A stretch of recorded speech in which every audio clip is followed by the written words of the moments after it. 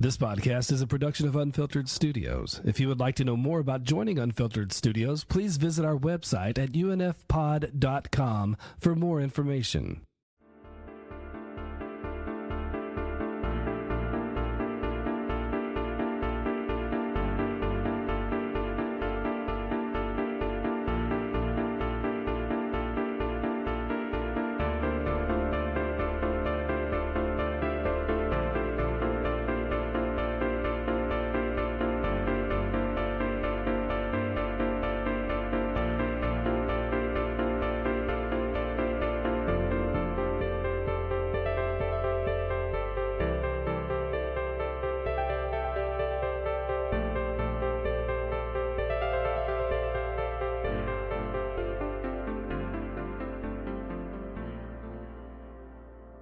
Welcome. Everything is a primary source podcaster himself for the final episode this year of No Budget Filmmaking Disasters. I'm going to give you one way easier. You're overseeing a workplace comedy with really witty satire, quotable characters, and all kinds of comedy gags for every crowd.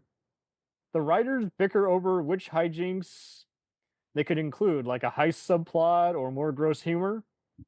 Furthermore, the studio loves the concept, but the VP in charge of programming wants to ensure that it flops, so the studio will produce different content under his watch. What creative page ripping and set rehearsals are you going to unleash here? Well, I think the best approach would be to start every scene completely mid-conversation so that the audience has literally no idea what came before, and then just cut immediately to another situation right after it happens. So you could have somebody talking about midway through the conversation about the lunch that they brought in from their leftovers last night, and then 2 seconds later somebody is having fallen down the stairs and they have to call an ambulance. And so there's no context at all. It just turns into the no context show, and everything is completely haywire. And the very ending scene is actually the beginning. So it's kind of artistic and Pulp Fiction like, but it ends up being it's WCW 2000. Or it's kind of, or it's like those. Wow. Okay, so It's happened to me before when I'm watching the original Office on Hulu. Yeah, the British. They'll mess it up, and there's certain episodes where the end credits roll 12 minutes into the episode, and then another scene comes up after that, and they somehow messed it up, and I'm like, well, yeah. So I would do that on purpose. That would be the show. Okay, perfect. The credits would just roll 5 minutes into it, and everyone's like, "What?" You know, like Andy Kaufman showed up and messed with it. There you go. Yeah. As a result, that's exactly what critics say. It's if Andy Kaufman did it, the anti-mockumentary. Your show is a cult hit. The director attempts to take your idea and claim it as his own, but the editors basically boot him out and let you direct and helm all the episodes. So 4 seasons in, people are still laughing. They've had some producers from Trailer Park Boys and The Office come in and out. What do you do to keep it fresh and new so people are still just bawling out at, did they really just do that? Hogan. Live animation. So everything is live animation. Okay. Live animation that will keep and you know, we're beyond the point where everything's drawn. So it's CG. Yeah. You can definitely do that, but it's still about as you know, unpredictable as ever. You never know how characters are going to be drawn, because you just have a rotating every episode is just a completely different artist, and but it's drawn in real time. Love it. You win. You win the game. Any chance of giving Bill Plimpton work I'm okay with, because he's probably one of the best hand-drawn animators out there, and I would love to see what he could do with that. How long has it been since he put out any of his own stuff, like the movies and stuff? He's Bill Plimpton? Bill Plimpton. No, Bill Plimpton. I kept hearing that. Like, wait, what? All right. He's probably best.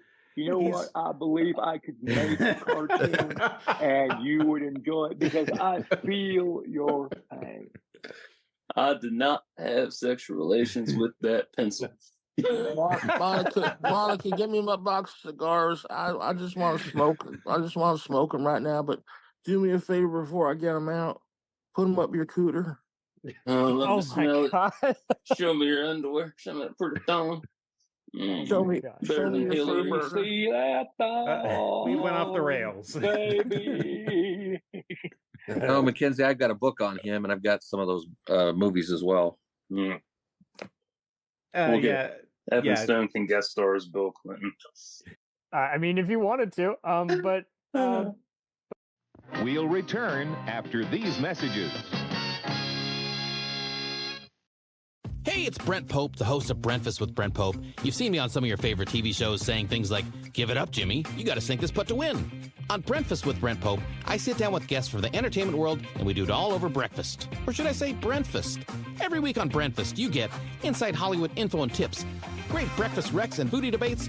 Most of all, you get the most delightful 30 minutes of your week. So dig in. It's Brentfast time. Listen at Brentfast.com, Apple Podcasts, or wherever fine podcasts are found.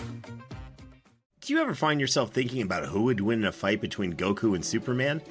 Hi, I'm James Gavsey, and on the Who Would Win show, me and my co-host Ray ignore anything important happening in the outside world and debate fictional battles between characters from comics, movies, and video games. We got a new show every week, and almost always am I the winner.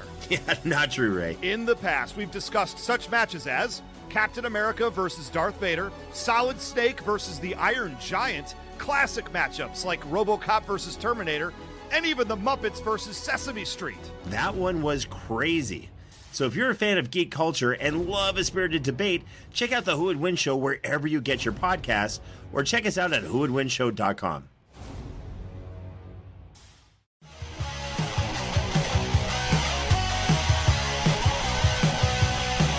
Follow us on the web on Facebook, Twitter, and Instagram. The podcast is available on Podbean, Spotify, iHeartRadio, Anchor, Apple, and anywhere else podcasts are available.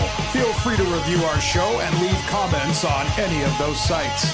Thanks a million for listening. It's a jacked up